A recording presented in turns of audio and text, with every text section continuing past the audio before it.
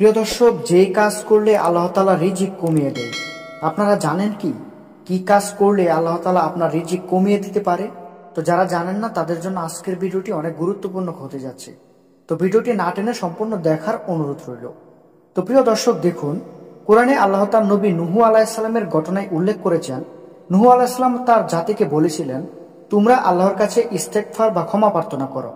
ইস্তেগফারের বরকতে আল্লাহ বৃষ্টি দান করবেন, তোমাদের সম্পদ ও সন্তান সন্ততিতে বরকত দান করবেন। আল্লাহ তাআলা আরো বলেন, আর বলেছি, তোমাদের রবের কাছে ক্ষমা চাও, নিশ্চয়ই তিনি পরম ক্ষমাশীল।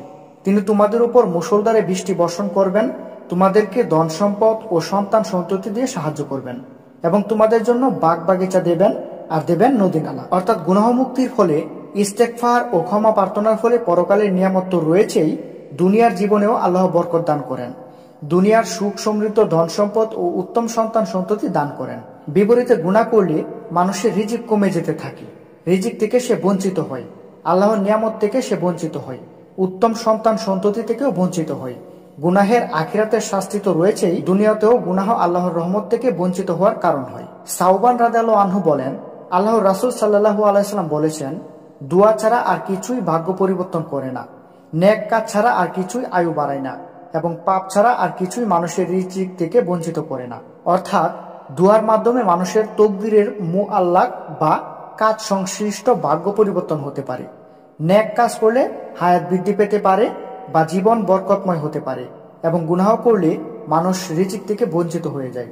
তাই কোনো গুনাহে জড়িয়ে পড়লে যত দ্রুত সম্ভব ওই গুনাহ থেকে বিরত হন এবং তওবা করুন। মানুষ যখন গুনাহ করে আল্লাহর অবাধ্যতায় লিপ্ত হয়, তখন সে দুর্ভাগ্য, আল্লাহর অসন্তুষ্টি ও জাহান্নামের পথে এগিয়ে যায়। গুনাহের জন্য অনুশোচিত হয়ে ইস্তেগফার করলে, আল্লাহর পথে ফিরলে আল্লাহর দুনিয়ার জীবনে রহমত ও বরকত দান করেন, রিজিক বৃদ্ধি করে দেন। আখিরাতেও রয়েছে তার জন্য ক্ষমা এবং জান্নাত। তো প্রিয় দর্শক, আল্লাহ তাআলা সবাইকে নেক আমল করার তৌফিক দান করুক এবং গুনাহ থেকে বেঁচে থাকার তৌফিক দান করুক। তো প্রিয় দর্শক, সকলের সুস্বাস্থ্য কামনা করে আজকের ভিডিওটি এখানেই শেষ করতে হচ্ছে। সকলে ভালো থাকবেন, সুস্থ থাকবেন। আসসালামু আলাইকুম। আল্লাহ হাফেজ।